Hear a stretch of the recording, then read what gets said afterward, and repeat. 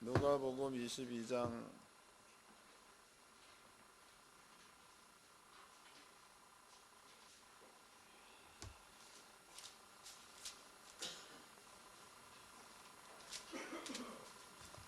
53절서부터 62절까지 54절서부터 62절까지 53절서부터 62절 다 같이 한 목소리로 합독을 하겠습니다. 시작. 내가 날마다 너희와 함께 성전에 있을 때에 내게 손을 대지 아니하였도다. 그러나 이제는 너희 때의 어두움의 권세로라 하시더라. 예수를 잡아 끌고 대제사장의 집으로 들어갈새 베드로가 멀찍이 따라가니라. 사람들이 뜰 가운데서 불을 피우고 함께 앉았는지라. 베드로도 그 가운데 앉았더니 한 비자가 베드로의 불빛을 향하여 앉은 것을 보고 주목하여 가로되 이 사람도 그와 함께 있었느니라 하니 베드로가 부인하여 가로되 여자여 내가 저를 알지 못하노라 하더라. 조금 후에 다른 사람이 보고 가로되 너도 그 당이라 하거늘 베드로가 가로되 이 사람아 나는 아니로라 하더라.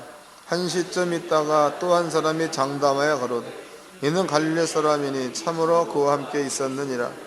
베드로가 가로되 이 사람아 나는 너 하는 말을 알지 못하노라 하고 방금 말할 때 닭이 곧 울더라.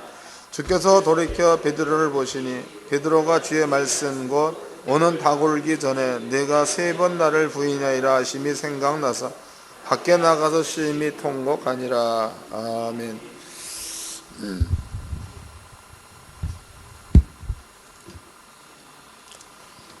오늘 그 누가복음 22장 53절서부터 62장까지 내용은요, 성경 전체를 한번 이렇게 덮어봐야 될 그런 그 내용입니다. 그러니까 정신을 바짝 차리시고 처음부터 끝까지 잘 들으시면은 베드로가 왜 부인하게 됐는가 그 마음을 이해를 하실 겁니다. 근데 이제 잘 못 들으시면 또 이제 잠이 쏟아지겠죠. 세상에 최고 무거운 꺼풀을 달게 될 거라고. 누가복음 22장을 접어 놓으시고 제가 이제 그 성경적인 배경을 조금 설명해 드리도록 하겠습니다. 먼저 이제 그 창세기로 한번 가보도록 하겠습니다. 창세기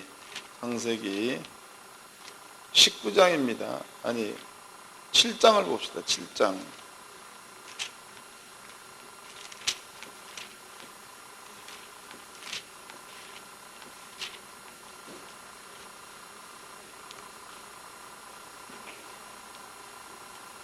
창세기 7장.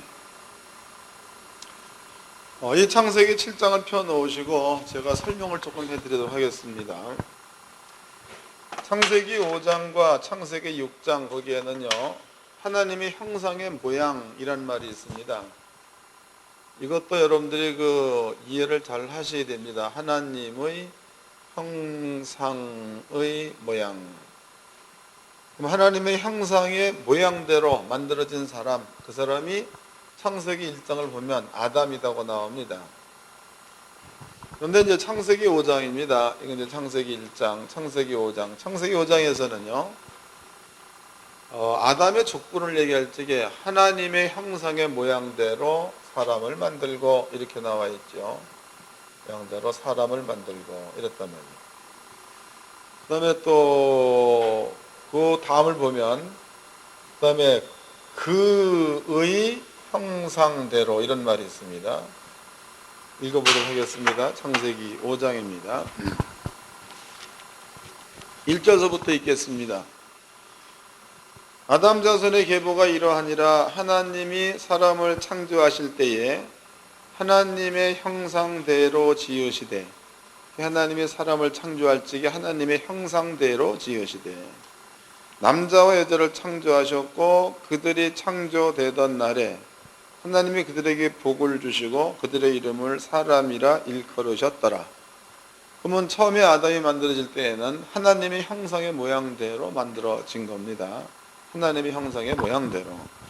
하나님의 형상의 모양대로라는 이 말 가운데는요, 하나님의 형상, 하나님의 모양, 요대로 아담을 만드셨는데 그 아담은 하나님의 형상의 모양대로 있을 때에는 아담은 영생했던 자입니다.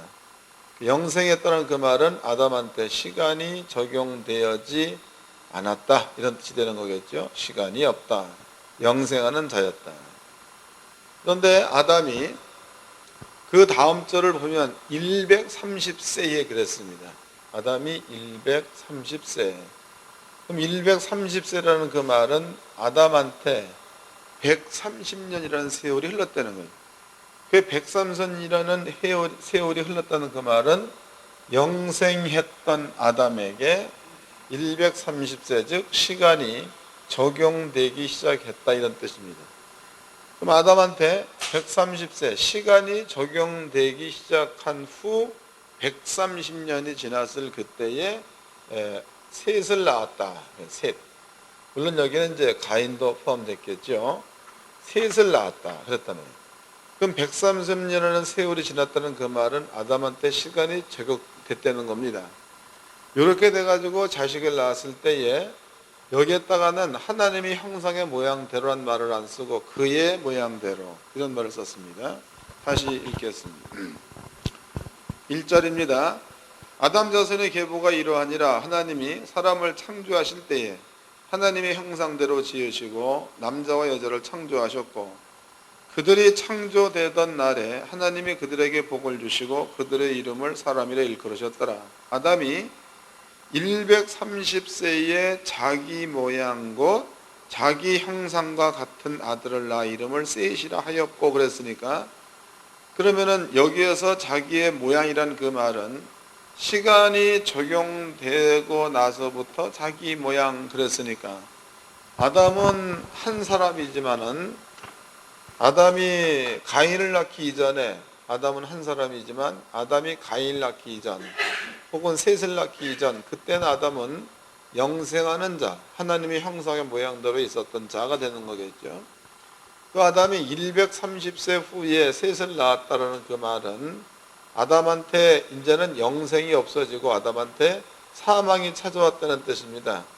그러면 사망이 찾아왔을 그때에 셋을 낳았다 이게 되는 거니까 창세기 5장에 나와 있는 그 이야기는 비록 1, 2, 3, 4절의 내용은 다를지라도 그 내용 가운데서 밀어본다면은 아담이 처해 있었던 영생, 아담이 처했던 사망 이 세 개를 그 한 절 말씀에서 한번 이렇게 짚어볼 수가 있겠죠.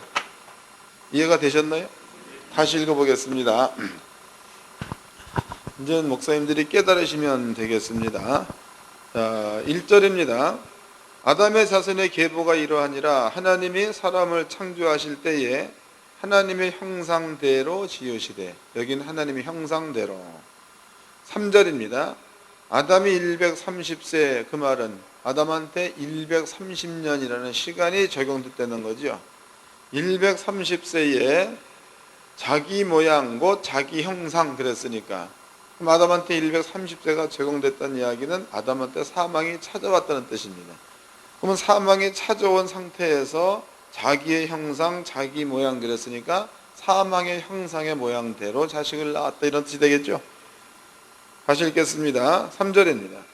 아담이 130세에 자기 모양과 자기 형상과 같은 아들을 낳아 이름을 셋이라 하였고 아담이 셋을 낳은 후 800년을 지내며 자녀를 낳았으며 그가 930세를 향수하고 죽었더라. 이제 그때부터 아담의 후손이라고 말할 수 있는 겁니다. 그러니까 사망의 형상의 모양대로 온 자, 이러한 자들을 말하는 거겠죠. 6장입니다. 6장. 그러한 자들이야. 6장. 5절입니다. 여호와께서 사람의 죄악이 세상에 관연함과 그 마음의 생각의 모든 계획이 항상 악할 뿐임을 보시고 그러니까 사람들의 그 생각의 계획이 항상 악화되는 겁니다. 이 얘기를 사도 바울은 로마서 1장 28절에 사람들의 마음에 하나님 두기를 싫어하며 합당치 못한 일을 하게 하셨으니 곧 모든 불의, 추악, 탐욕, 악의, 살인, 사기, 악독이 가득한 자요. 그 다음에 수근수근한 자요, 비방하는 자요, 모략하는 자요, 교만한 자요, 무정한 자요, 무자비한 자라. 이 같은 일을 행한 자는 사형에 해당한다고 하나님의 정하심 그랬죠. 하나님이 없는 마음에서 나오는 그런 일들은 그런 일들이 나온다는 거예요.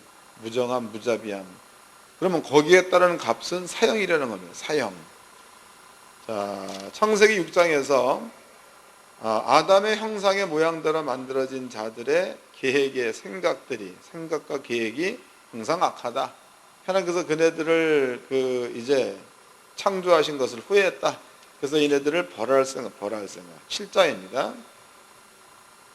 7장 10절입니다.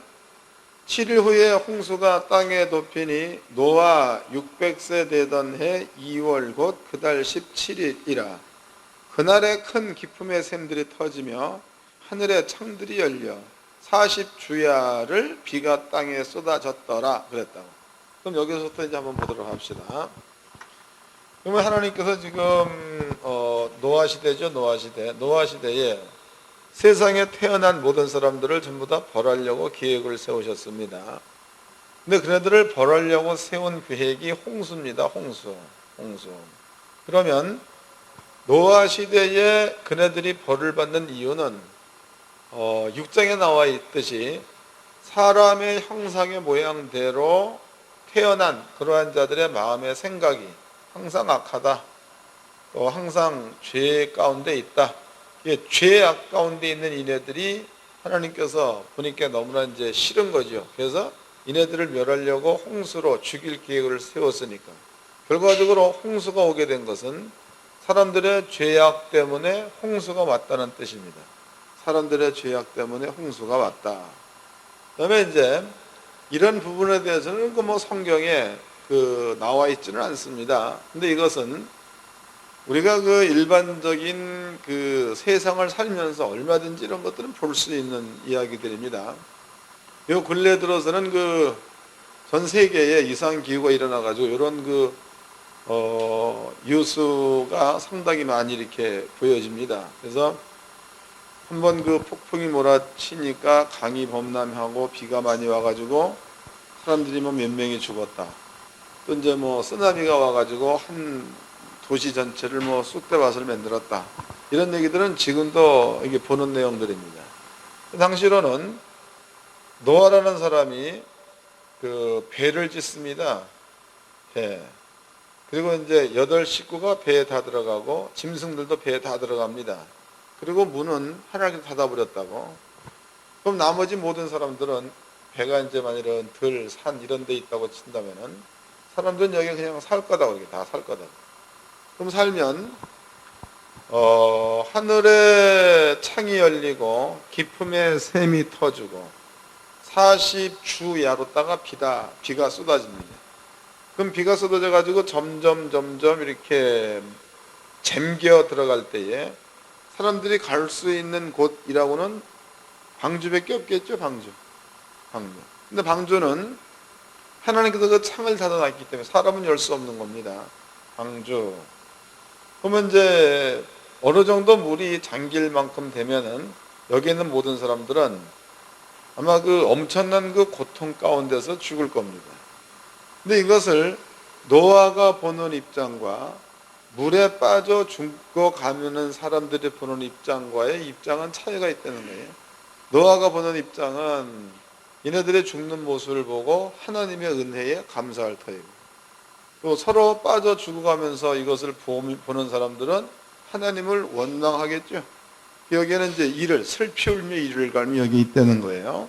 그러면 이제 두 가지로 미뤄봤을 때에 노아는 이런 모습을 보고 하나님 앞에 감사할 터이고, 여기에 빠져 죽는 이러한 사람들은 하나님을 원망할 겁니다. 원망. 자, 그런데 세월이 지났습니다. 노아 시대에 홍수가 나고 오늘날까지는 대략 한 6,000년 정도 세월이 흘렀다고 칩시다.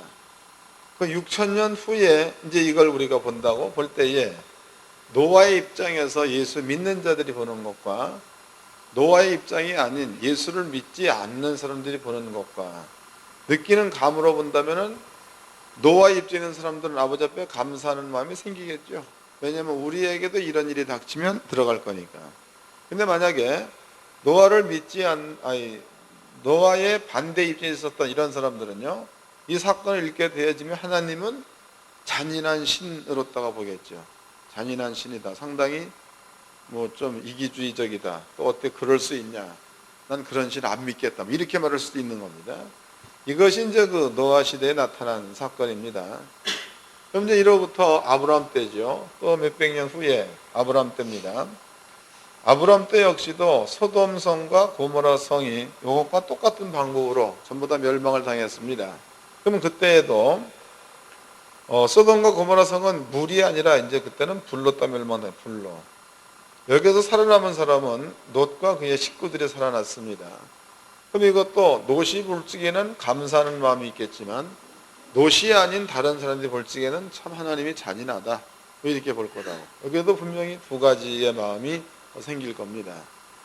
그러면 이제 하나님께서 이방인들한테, 즉 노아 말고 다른 자들, 또 롯의 식구들 말고 다른 사람들한테 벌을 줄 때에는 이유 없이 벌을 주지 않는다는 거죠. 그냥 무조건 죽인다 이게 아니라는 거예요. 거기에는 꼭 그네들이 범한 죄의 값으로다가 벌이 오는 거지 죄가 없으면 벌이 오지 않습니다.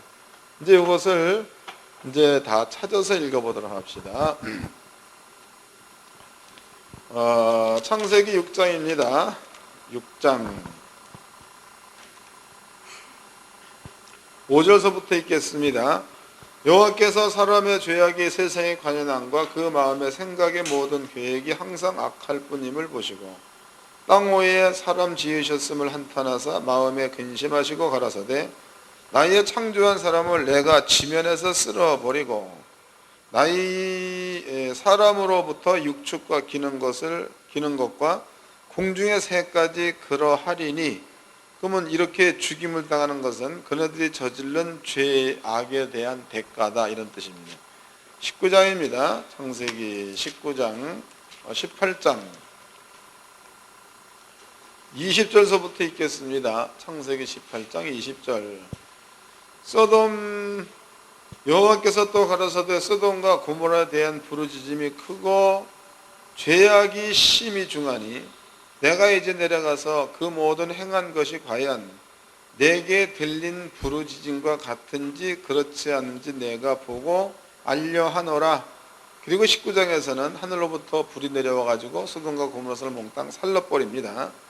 그러면 소돔과 고모라 성이 망하게 된 이유도 여기 보니까 죄악에 대한 부르짖음이 나와 있죠. 죄악 때문에 그네들 역시도 멸망당했다 이렇게 나와 있습니다. 자, 그 다음에 그 외에도 이제 그 많은 부분들이 있는데 율법입니다. 율법에도 그 율법이 제정된 것은 출애굽기 20장입니다. 율법을 자세히 설명해 놓은 게 신명기서 28장입니다. 그럼 거기에도 보면 율법을 안 지키면 그러면은 벌이 있다. 벌. 그 벌 가운데는 여러 가지가 있죠. 대적이 너네들의 대적을 한 길로 치러갔다 오히려 반대로 7길로 도망갈 거다. 또 이제 곡식에는 깐부기 같은 것도 생길 거다. 이런 이제 기록되어 있습니다. 그럼 율법을 어겼을 적에 그네들이 받는 벌 역시도 이것도 이방인들이 받는 것과 별 다를 바 없이 이렇게 심하게 얘네들은 받았다는 거죠. 그러면 이제 우리는 세 가지 예를 들어서 한 가지는 소돔 때에, 두 번째는 고모라 때, 세 번째는 율법 시대 때. 율법 시대 때 이스라엘 민족이 그렇게 이제 책망받을 때 이러한 일들을 겪었다는 거죠. 그렇다면은 후대에 지금 이제 이건 구약 성경이니까 후대의 사람들, 그러니까 모세 시대 때의 율법의 시작입니다. 그 모세 시대 때에서 볼 때의 창세기는 과거 때다고, 또 롯 때도 과거 때가 되겠죠. 그러면 모세 시대로 볼 때면 그네들 입장에서는 현재입니다. 그럼 현재에도 과거에 있었던 일과 똑같은 사건들이 그들한테 적용된다는 뜻이죠. 세월이 지나서 우리 때에도 우리는 현재를 살고 있지만 과거에 있었던 그러한 똑같은 일들이 오늘날 우리한테도 적용된다는 뜻입니다. 그러면 하나님께서 벌입니다. 벌을 내리는 데 있어서는 이렇게 그 사람들이 저질른 죄의 값으로다가 하나님께서 이제 벌을 내리게 벌. 또 이제 성경에서 보면은요, 하나님께서 내리는 그 벌이요, 그 벌에 어떤 그 사정 같은 것들이 없죠. 거기 뭐 사정을 봐준다, 형편 이런 게 없습니다. 모세를 대적했던 그 고라 족속 역시도 모세가 기도합니다. 하나님, 그대로 죽인다면은 하나님께서 나를 세웠는지 알지 못하니까 좀 다른 방법으로 땅을 반으로 쪼개가지고 산채로 전부 다 빠쳐서 죽이세요. 그러면 이네들이 하나님을 두려워할 겁니다. 하나님께서 그 모세의 기도를 들어가지고 땅을 반으로 쪼개서 그네들을 산채로 음부에 빠쳐서 죽이는 사건이 일어났습니다. 이것도 잔인한 겁니다. 또 하나님께서 이스라엘의 그 역사로 본다면 열왕기상하 역대상하가 있죠. 거기에 보면 하나님께서 화나시니까 그 히스기야 왕 때에 1,400명 보내 18만 5천 명 다 죽여버렸죠. 여호사밧 시대에도 1,400명 보내가지고 모압, 암몬, 세일하고 싸그리 죽여버렸죠. 또 다윗 시대에도 용사, 요세파세벳 이런 사람 하나 세워가지고 블레 사람 전역을 죽였다는 것. 또 다윗이 말 안 들으니까 하나님께서 온역 보내가지고 7만 명을 2, 3일 사이에 죽였던 사건, 이런 것들이 성경에 많이 기록되어 있습니다.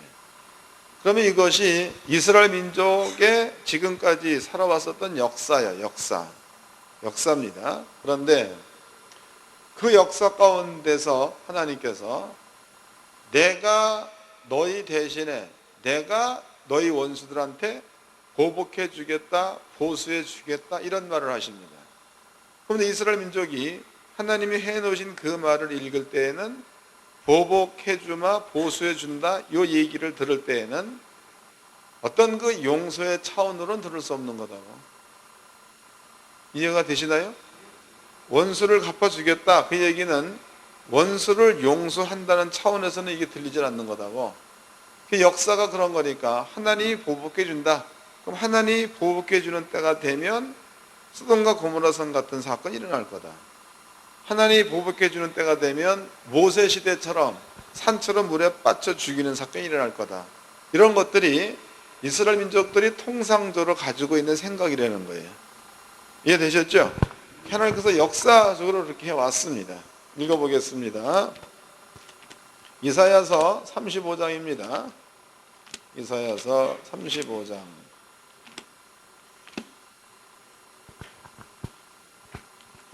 1절서부터 읽겠습니다. 아니 3절서부터. 이사야 35장 3절서부터. 너희는 약한 손을 강하게 하여 주며 떨리는 무릎을 굳게 하여 주며 겁내는 자에게 이르기를 너는 굳세게 하라, 두려워 말라. 보라, 너희 하나님이 오사 보수하시며 보복하여 주실 것이라. 그가 오사 너희를 구하시리라 하라. 하나님이 와서 보복해 주겠다, 보수해 주겠다, 이런 얘기를 했단 말이에요.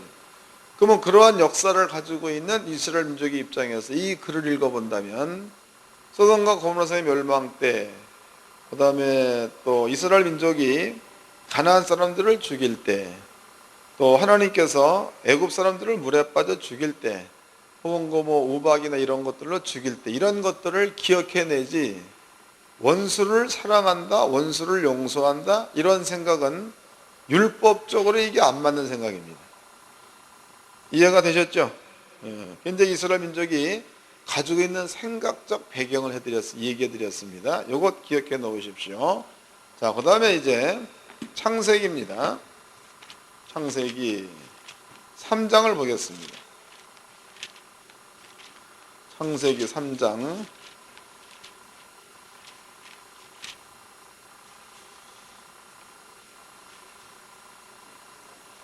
15절서부터 읽겠습니다. 창세기 3장 15절.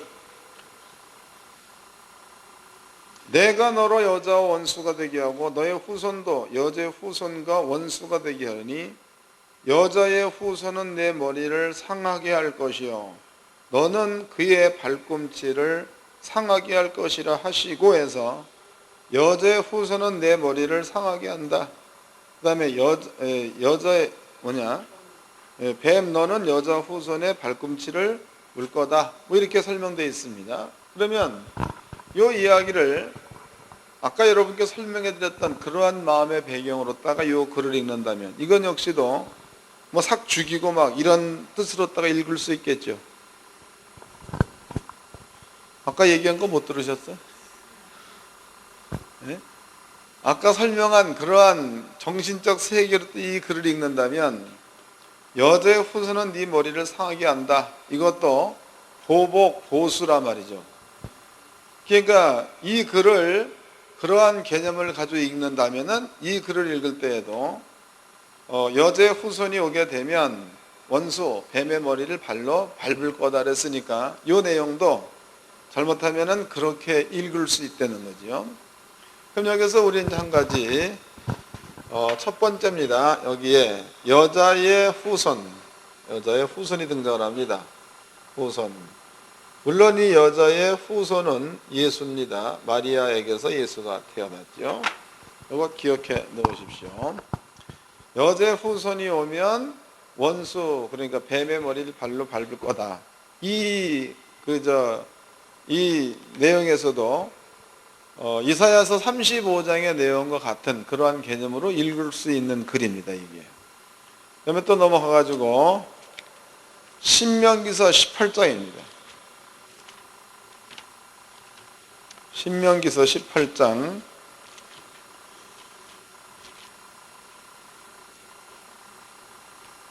16절서부터 읽겠습니다. 신명기서 18장 16절. 이것이 곧 내가 총회의 날에 호렙산에서 너희 하나님 여호와께 구한 것이라. 곧 내가 말하기를 나로 다시는 나의 하나님 여호와의 음성을 듣지 않게 하시고 다시는 이 큰 불을 보지 않게 하소서. 두렵건대 내가 죽을까 하나이다 하매 여호와께서 내게 이르시되 그들의 말이 옳도다. 18절. 내가 그들의 형제 중에 너와 같은 선지자 하나를 그들을 위하여 일으키고 내 말을 그 입에 두리니 내가 그에게 명하는 것을 그가 무리에게 다 고하리라 그랬습니다. 그럼 여기에도 신명기에서도 여기에 하나님께서 모세한테 모세야, 내가 여호와께서 너와 같은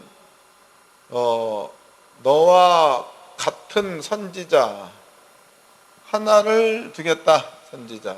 그 선지자 입에다가 내 말을 두겠다. 이런 말을 했습니다. 그러면 이제 후대에 올 자는 모세와 같은 자가 후대에 올 거다. 이렇게 예언되어 있는 겁니다. 그럼 모세가 하는 일을 좀 보자고. 모세가 하는 일. 그 모세 시대에는 율법을 지정했죠. 율법. 그 율법에서는 아론의 자식들 그러면은 모세한테는 그 삼촌간이 되겠죠. 조카가 되는 겁니다. 사촌 조카가 되나 삼촌이 되나 이렇게 되겠죠. 그러면 요 조카들 역시도 하나님 말씀에 불순종했더니 그네들도 하나님의 성전에서 죽었습니다. 또 이제 고라 족속 그러면은 모세와 같은 지파입니다. 고라 족속도 레위 지파입니다. 근데 고라 족속이 모세를 대적하려 놨더니 고라 족속을 산채로다가 음부에 빠져서 죽게 만든 자가 모세입니다. 산채로. 그 다음에 이제 모세한테는 누이가 있었죠. 미리암입니다. 미리암. 이 미리암 역시도 모세와는 남매지간이다고. 근데 모세를 비방했다가 문둥병이 되고 있는 거지요. 문둥병. 그 모세라는 사람 역시도 하나님께서 하신 일로 미뤄본다면 하나님이 가지고 있는 그 뜻이나 모세가 행한 그 일이나 결코 다를 바가 없다는 거예요. 그러면 신명기 18장에서도 내가 모세 너와 같은 선지자 하나를 일으켜가지고 내 말 하나님의 말을 그 선지자 입에다 두겠다 해서 너와 같은 선지자 즉 모세와 같은 선지자를 후대에 보낼 것을 여기 약속해 놓으셨습니다. 이분 역시도 예수가 되는 겁니다. 예수. 그러면 이제 구약 성경에서 그 외에도 여러분들이 스가랴서에서도 보라 내 왕이 내게 임하나니 그는 겸손해 나귀 타고 입성할 거다. 이렇게 예언되어 있고 이사야서 10장인 9장 거기에서도 처녀가 잉태하길 낳을 그 이름은 임마누엘 이렇게 이제 예언되어 있다 이 말이에요. 그럼 구약 성경에 예언되어 있는 그 이야기들 우리가 한번 살펴보았더니요. 그 후대에 올 메시아입니다. 메시아. 이 메시아는 이러한 차원에서 보니까 상당히 어떤 그 물리적인 힘을 보유한 자가 온다로 느낄 수 있는 거지. 이러한 차원에서. 그러니까 그 메시아가 오게 되면 상당히 강한 자입니다. 힘이 있는 자. 또 이제 엄청난 능력이 있는 자. 이러한 자가 온다. 이것으로 딱 구약에 예언되어 있다는 거예요. 그럼 이제 실제적으로 예수가 땅에 왔습니다. 땅에 와가지고 예수님께서 하고 있는 모든 일들을 보니까 성경과 비추어 봤을 적에 성경과 전혀 다름이 없는 이러한 일들을 예수가 했다 이 말이에요. 그래서 당시로 모든 사람들이 예수님은 메시아다 이렇게 이제 전부 다 알고 있었다는 겁니다. 그러면 예수님께서 낙이 타고 예루살렘에 입성했을 적에 모든 사람들이 종려나무 가지를 꺾어서 길에 깔고 겉옷을 이렇게 펴면서 호산나 찬송하리로다 다윗 자손이여 이렇게 노래한 그 내막 가운데는 여러분께 설명해 드린 이런 모든 내용들이 거기에 깔려 있는 것으로다가 호산나 찬송하리로다. 이해가 되시겠죠? 예. 이게 바탕을 알아야 돼, 바탕. 그러면 예수님께서 이제 12명의 제자들을 앉혀놓고 만찬을 합니다. 그럴 때에 야고보하고 요한이 예수님 앞에 얘기하죠. 그네 엄마가 당신의 나라가 임할 때에 요한은 우편에 야고보는 좌편에 앉게 해주소서 이런 부탁을 합니다. 그런 부탁 역시도 영적인 세계를 알아서 그 부탁을 하는 게 아니고 이스라엘 민족의 그 예언된 메시아에 대한 개념을 가지고 그 부탁을 하고 있다고 봐야지 맞는 거지요. 그네들의 마음을 알겠죠? 대충 이제 이해가 되었을 줄로 믿습니다. 그러면은 이제는 우리가 보편적으로 살고 있는 지역적인 특성을 한번 얘기를 해보도록 합시다. 지역적인 특성입니다. 충청도 사람들은 말이 상당히 길다고 하지요. 말이 길다고 합니다. 근데 그 말이 길다 그런 얘기를 이제 사람들은 양반 고장이라서 그렇다라고도 얘기하고 하여튼 성품이 위험을 많이 안 겪어서 늑적지근하다 그런 얘기도 합니다. 그래서 사람들은 충청도 사람들이 말이 길어가지고 아버지 돌굴래고 벌써 아버지 죽었다고 얘기하죠. 근데 반대로 경상도 지역이나 전라남도 지역이라면 말이 상당히 강합니다. 그래서 전라남도 지역 그쪽에는 옛날에 많은 정치인들, 선비들 이런 사람들을 그쪽으로 딱 이제 유배를 보내가지고 거기에서 사람들이 많이 살았고 또 그렇게 형성된 데가 전라남도다 그런 얘기도 하죠. 그래서 말이 상당히 강하다. 또 경상도 지역에도 해변가를 전부 다 끼고 있기 때문에 말이 강하고 강팍하다 이런 얘기를 합니다. 그럼 이것은 전부가 다 지역마다 지역 사람들이 가지고 있는 특성입니다. 특성. 그러면은 성경에서도 지역마다 그 지역에 문화가 있는 다음에 그 지역마다 그 사람들이 가지고 있는 특성이 있다는 겁니다. 근데 예수님께서 불렀던 사람들 가운데서 베드로, 요한, 야고보 이 사람들은 어부입니다. 어부. 또 성경에서는요 갈릴리 호수를 바다라고 칭하고 있죠. 그 얘기는 그만큼 파도가 심했다, 거칠었다 이런 차원에서 바다 이렇게 표현했습니다.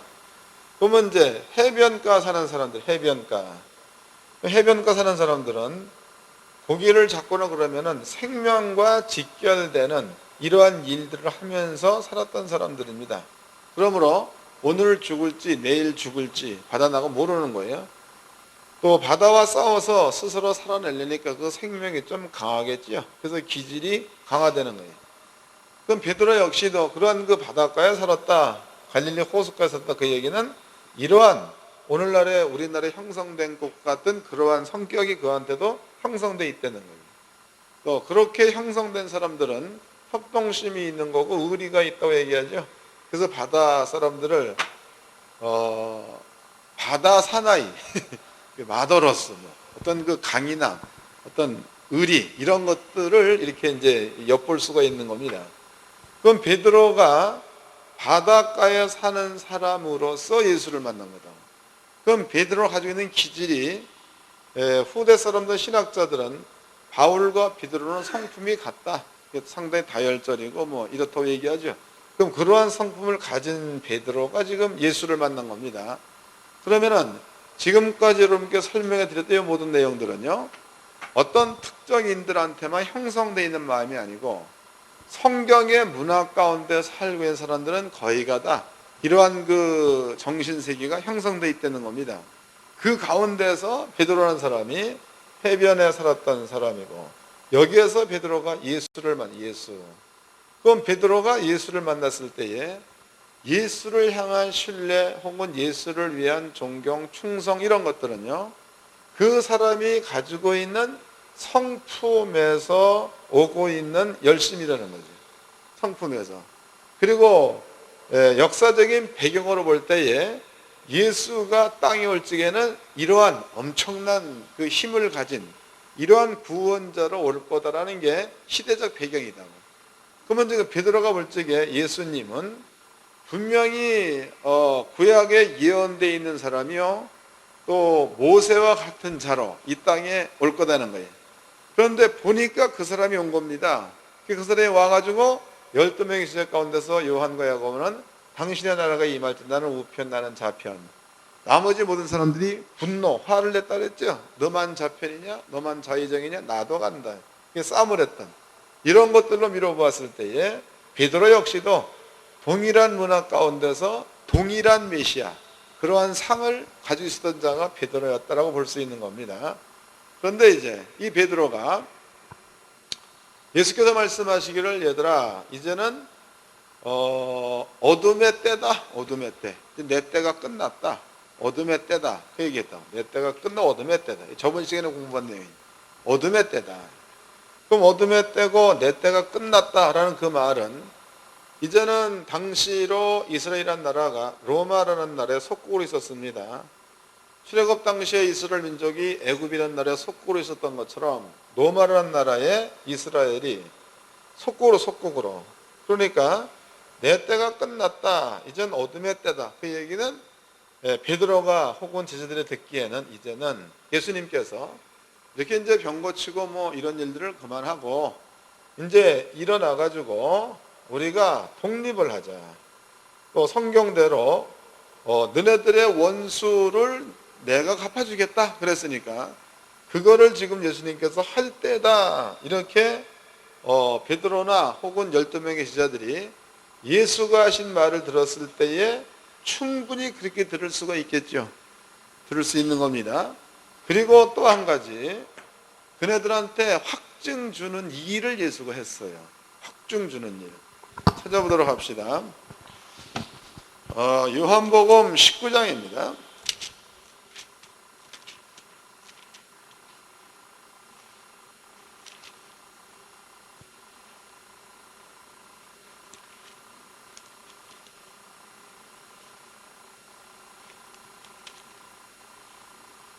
요한복음 18장. 자, 이 부분도 누가복음 22장과 같은 내용입니다. 요한복음 18장 3절서부터 읽겠습니다. 유다가 군대와 및 대제사장들과 바리새인들에게서 얻은 하속들을 데리고 등과 회와 병기를 가지고 그리로 오는지라. 예수께서 그 당할 일을 다 아시고 나아가 가라사대, 너희가 누구를 찾느냐? 대답하되 나사렛 예수라 하거늘, 가라사대 네로라 하시니 그를 파는 유다도 저희와 함께 섰더라. 6절. 예수께서 저희에게 네로라 하실 때에 저희가 물러가서 땅에 엎드려지는지라 그랬단 말이에요. 그럼 여기 성경대로라면 예수님을 잡으러 오는 사람들은 칼과 망치를, 그러니까 무기를 가지고 온 겁니다. 무기. 그 얘기는 예수님의 주변에는 제자들이 이렇게 있었다는 거죠. 12명밖에 안 되는 겁니다. 예수를 잡으러 온 사람들은 군인들이요. 군인들이 칼 가지고 왔죠. 망치 가지고 왔죠. 뭐 이런 가져왔단 말이에요. 그럼 이네들이 지금 예수를 잡으러 이렇게 올 때에 먼저 온 사람이 나사렛 예수가 누구냐 그랬다고.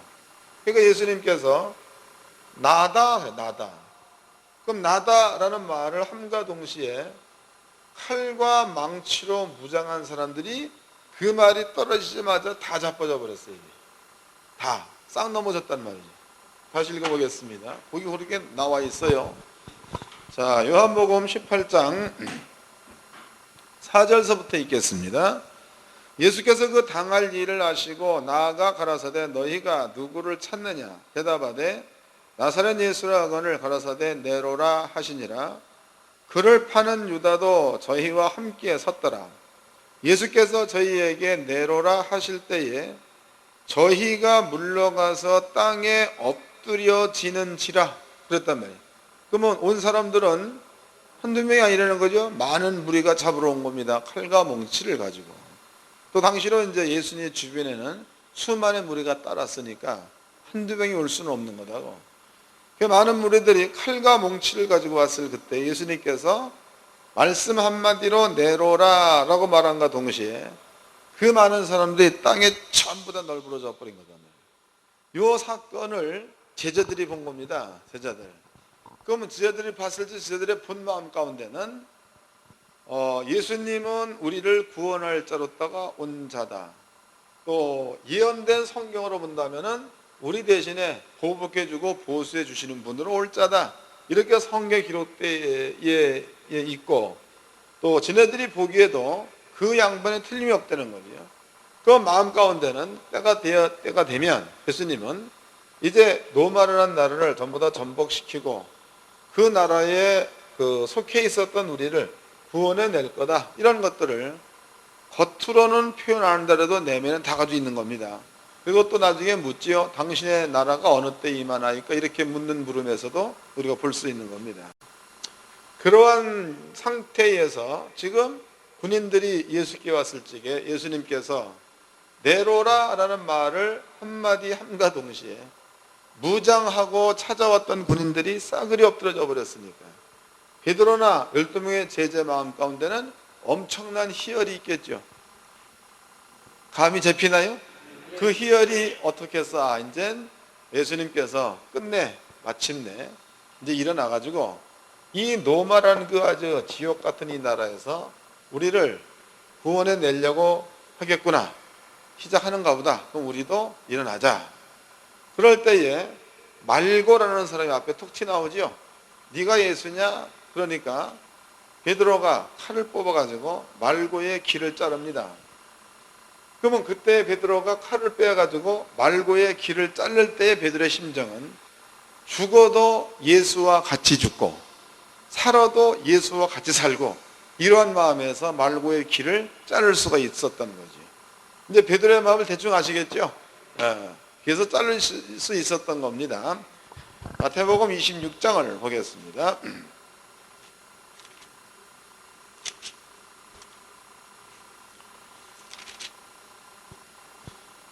26장 50절서부터 읽겠습니다. 예수께서 가라사대 47절서부터 읽겠습니다. 말씀하실 때에 열둘 중 하나인 유다가 왔는데 대제사장으로 백성의 장로들에게서 파송된 큰 무리가, 그러니까 한두 명이 아니라는 거죠. 큰 무리가 검과 몽치를 가지고 그와 함께 하였더라. 그러니까 한두 명 많은 사람들이 왔다 이런 얘기입니다. 넘어가서 50절입니다. 예수께서 가라사대 친구여 내가 무엇을 하려고 왔는지 행하라 하신대 이에 저희가 나와서 예수께 손을 내어 잡는지라. 예수와 함께 있었던 자 중 하나가 손을 펴 검을 빼어 대제사장의 종을 쳐 그 귀를 떨어뜨리니 그랬단 말이에요. 그러니까 대제사장의 종의 이름이 말고다고 그랬죠. 그 사람의 귀를 쳐가지고 떨어뜨렸다. 그 얘기는 지금 베드로의 그 마음 상태가 메시아로 온 자가 예수가 틀림이 없고 우리를 구원할 왕으로 왔으니까 이제는 예수님과 함께 독립을 좀 해야 되겠다. 이러한 그 비장한 각오로 칼을 뽑아서 그의 귀를 쳐서 떨어뜨렸습니다. 그러면은 귀를 쳐서 떨어뜨림과 동시에 예수님께서는 베드로의 기대로 볼 적에 베드로 보고 잘했다. 베드로 너만 싸울 것이 아니라 요한도 야고보도 도마도 우리 일어나자 같이 싸우자 이런 얘기를 해야지만이 베드로가 생각했던 마음과 맞아떨어지는 겁니다. 근데 예수님께서는 그런 얘기를 전혀 안 하시고 오히려 베드로 보고 검을 가진 자는 검으로 망한단 말을 했다고. 그러면 그 말을 한과 동시에 베드로의 마음 가운데는 의아한 생각이 들겠죠? 이해가 되는 겁니까? 베드로 마음껏 이게 이거 뭐 이럴까 지금 이게 아닌데 예? 나를 따르라 이 말이 나와야 맞는 건데 검을 가진 자는 검으로 망한다. 그러니까 베드로의 머리 가운데는 혼돈이 오는 겁니다. 헷갈리는 거예요. 헷갈렸다면. 그러고 그 다음에 예수 하는 행동이 땅에서 말고의 기를 주워 들어가지고 해가지고 닦아서 말고의 기에다가 붙여주면서 그리고 말고를 정상이다가 만들어준다 이 말이에요.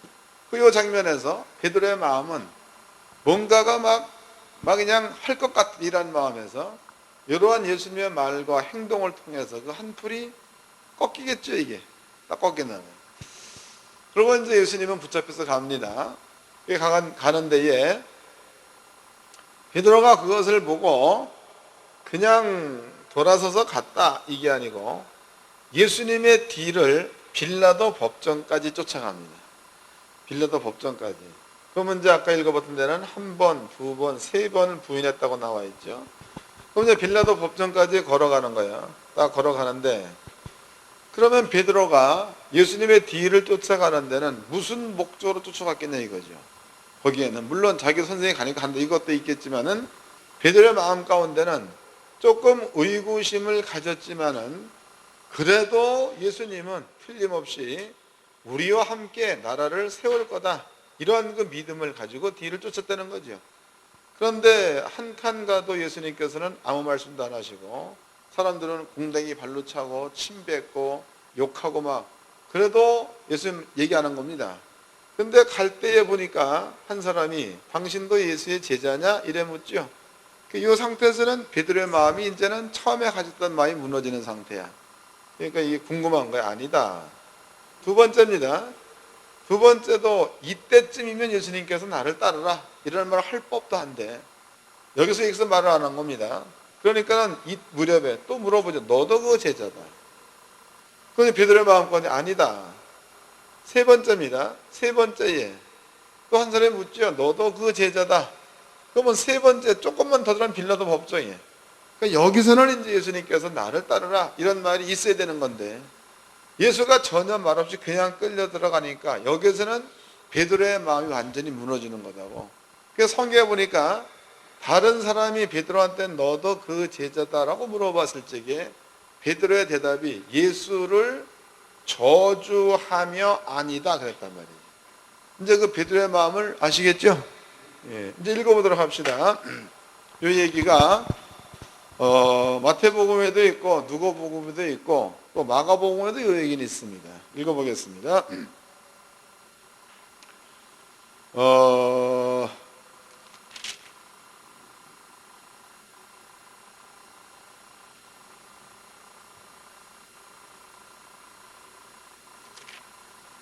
55절입니다. 그때에 예수께서 무리에게 말씀하시되 너희가 강도를 잡는 것 같이 검과 뭉치를 가지고 나를 잡으러 나왔느냐.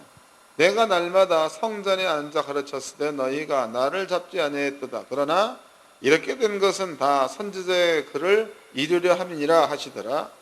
이에 제자들이 다 예수를 버리고 도망하니라. 다 도망갔다는 거예요. 예수를 잡은 자들이 끌고 대장 가야바에게로 가니 거기 서기관과 장로들이 모여 있더라. 베드로가 멀찍이 예수를 쫓아 대장 집 뜰에 가까이 가서 그 결국 보려고 안에 들어가 하숙들과 함께 앉았더라. 대제사장들과 온 공회가 예수를 죽이려고 그를 칠 증거를 찾으매 그랬죠. 이제 마가복음을 보겠습니다.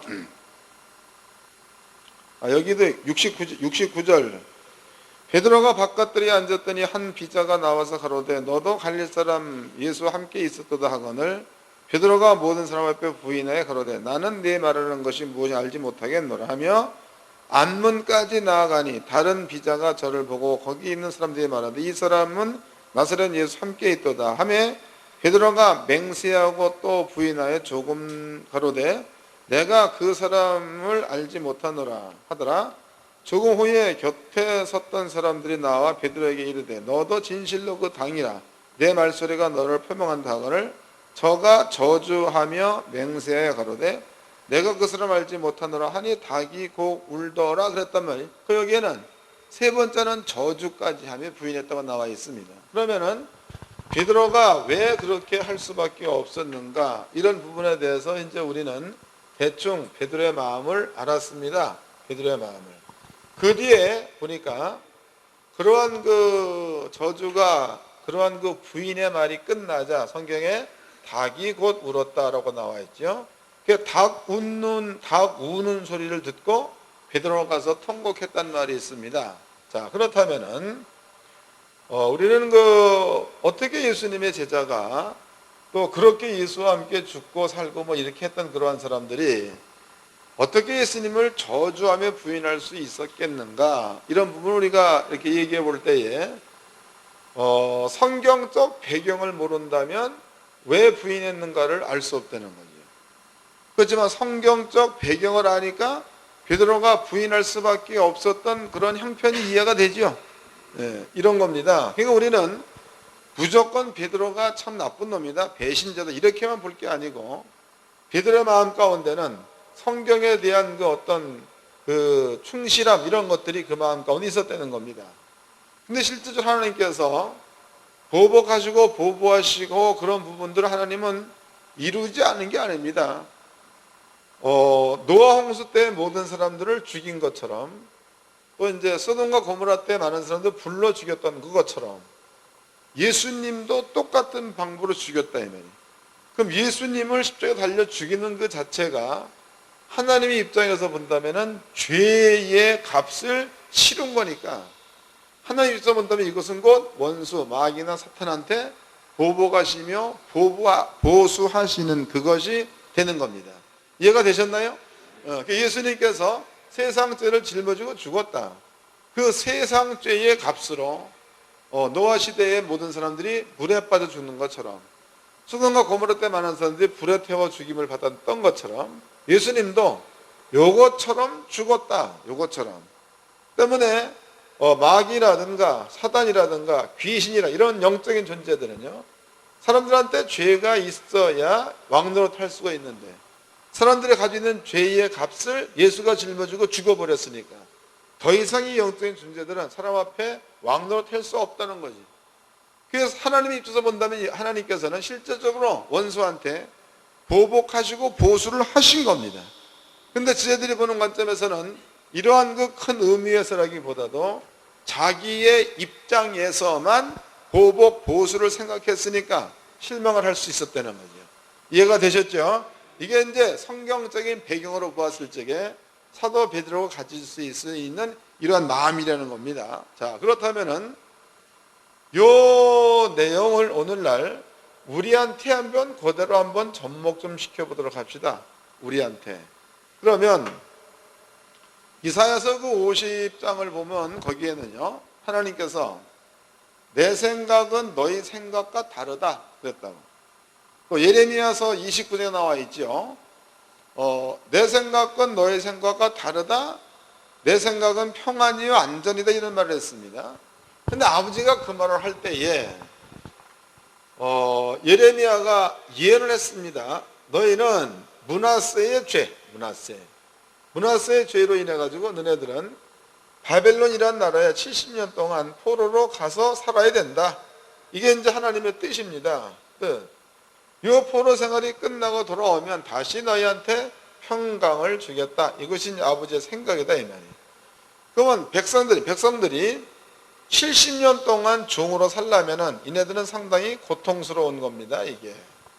그네들의 생각대로라면 70년 이전에 풀어줬으면 좋겠다. 이게 사람들의 생각이고, 하나님의 생각은 죄의 값 70년 동안 너희들이 치르고 나야 내가 너희한테 가나안 땅을 다시 회복시켜 주겠다는 게 아버지의 생각이다.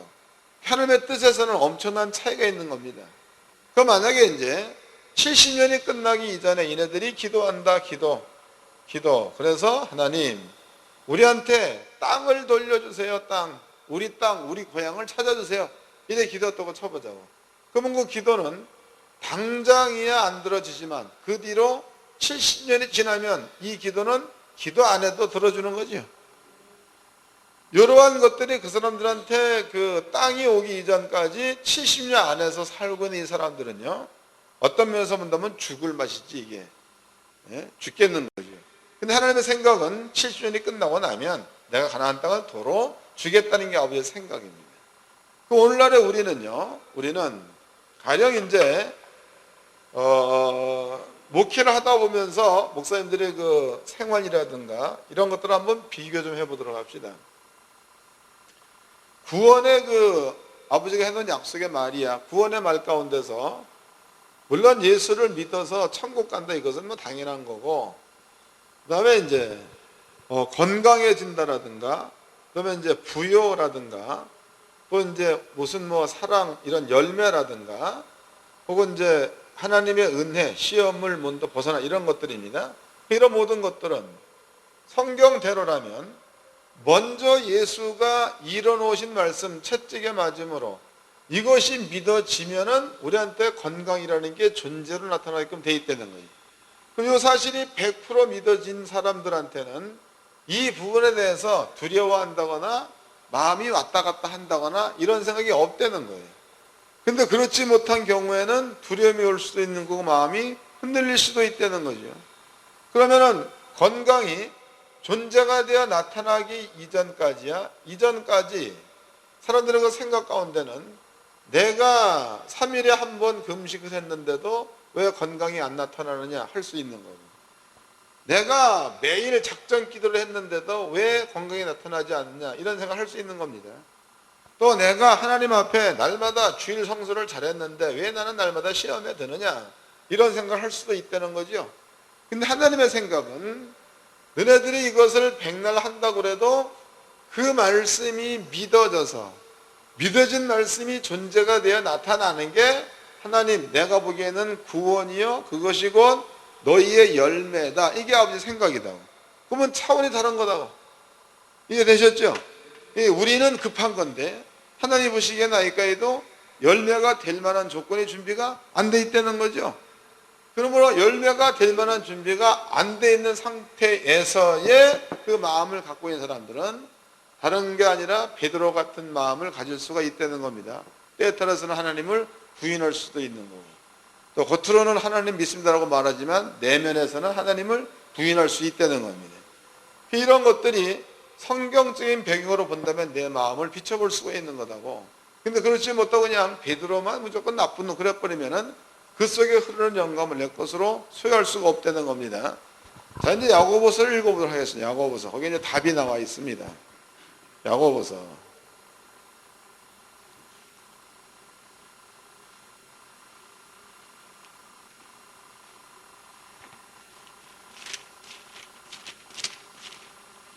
야고보서 1장입니다. 1장 2절서부터 읽겠습니다. 야고보서 1장 2절. 내 형제들아, 너희가 여러 가지 시험을 만나거든 온전히 기쁘게 여기라. 이는 너희 믿음의 시련이 인내를 만들어내는 줄을 너희가 알미라. 인내를 온전히 이루라. 이는 너희로 온전하고 구비하여 조금도 부족함이 없게 하려 함이라. 할렐루야. 여기 지금 정확히 나와 있는 거죠. 우리 속에 이 사실이 확실하게 믿어진다면, 그러면은 믿음을 가지고 인내하면 틀림없이 건강이라든가, 믿음을 가지고 인내하면 틀림없이 부여라든가, 믿음을 가지고 인내하면 틀림없이 은혜, 이런 것들이 나타나게 돼 있다는 거예요. 그런데 이러한 믿음을 갖고 있지 않는 자들입니다. 그 다음 절 읽어보겠습니다. 그 다음 절 5절입니다. 너희 중에 누구든지 지혜가 부족하거든 모든 사람에게 후히 주시고 꾸짖지 않는 하나님께 구하라. 그러면 주시리라. 6절. 오직 믿음으로 구하고 조금도 의심하지 말라. 의심하는 자는 마치 바람에 밀려 요동하는 바다 물결 같으니 이런 사람은 무엇이든지 주께 얻기를 생각하지 말라. 두 마음을 품어 모든 일에 정함이 없는 자로다. 이해가 되셨나요? 응답 못 받는 이유가 뭔지 아시겠죠? 예. 성경에서는 이렇게 설명을 하고 있다. 우리는 베드로의 마음이야. 베드로의 마음을 보았더니 베드로는 전부가 다 육적인 생각에서 판단한 내용들입니다. 이것이 이루어지기를 바랐던 사람이 베드로와 제자들. 또 하나님 입장에서는 이제는 보복하고 보수하는 그 모든 것들을 사람에게 직접 하는 게 아니고 내가 보내는 아들 예수님에게 너희들에게 해야 될 보복과 보수를 예수 한 사람 죽이는 것으로 딱 끝내버리겠다. 이게 아버지 생각입니다. 그러니까 차원이 다른 거다. 차원이. 오늘날 우리도 예수가 채찍에 맞을지에 건강을 우리한테 주었다. 그러면 요 사실이 100% 믿어지는 사람은 좀 아파도 아픈 게 떠날 때까지 기다릴 수 있는 인내가 있다는 거죠. 그 기간이 지나면 틀림없이 건강 온다는 게 성경입니다. 그렇지 못한 그러한 자들은요, 두 마음을 품어가지고 모든 일에 정함이 없다. 정함. 그러니까 이 얘기는 주머니에 추 2개를 갖는 것과 같다는 거예요. 공평한 추 하나, 그 다음에 속일 수 있는 추 하나. 이러한 자들은 하나님 앞에 무엇인가 얻기를 생각지 말라는 겁니다. 이러한 자들은 응답이 점점 늦어진다는 거죠. 늦어지는. 또 이런 사람들은 항상 마음 가운데에 왜? 라는 말이 항상 따라다녀. 내가 하나님을 믿는데 왜? 믿으면 왜라는 말이 안 따라붙게 돼 있는 거죠. 믿으면 틀림없이 올 건데 그거 왜자가 왜 들어가? 근데 많은 사람들이 내가 이렇게 기도했는데 왜? 내가 이렇게 했는데 왜? 이런 얘기를 많이 했습니다. 그 얘기는 주님께서 이뤄놓으신 하나님의 약속의 말씀을 확실하게 믿는 그 믿음이 없다는 것에 대한 증거가 되는 거다. 그 야고보 하는 얘기가 그 얘기예요. 너희가 시험을 만나거든 온전히 기쁘게 여기라. 시험 만나서 기뻐할 마음이 생길 수 있나요? 지금 당장 빚쟁이들이 막 쳐들어왔는데 거기서 기뻐할 마음이 생긴다면 미친놈이. 그런데 모든 시험을 예수가 가지고 갔다는 확실한 믿음이 있다면 틀림없이 은혜가 나타날 거니까 기뻐할 수 있다는 거예요. 다시 읽어보겠습니다. 이제 1장 2절입니다.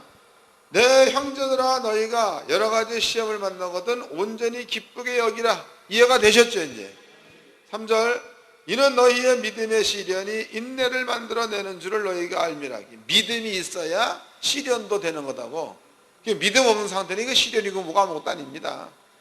그 다음에 인내를 온전히 이루라. 이는 너희로 온전하고 구비하여 조금도 부족함이 없게 하려 함이라 그랬으니까 믿음을 가지고 시련을 겪고 그 시련을 겪으면서 하나님의 은혜가 나타나기를 끝까지 인내하고 기다리면 그 다음에는 무엇이든지 부족함이 없도록 아버지가 준다는 뜻입니다. 그게 믿음 있는 자들에게는 이게 가능한 건데 그렇지 못하고 마음 가운데에 믿음이 없고 여기에 두 마음을 품은 이러한 자들은요 베드로와 다를 바가 없다는 거예요.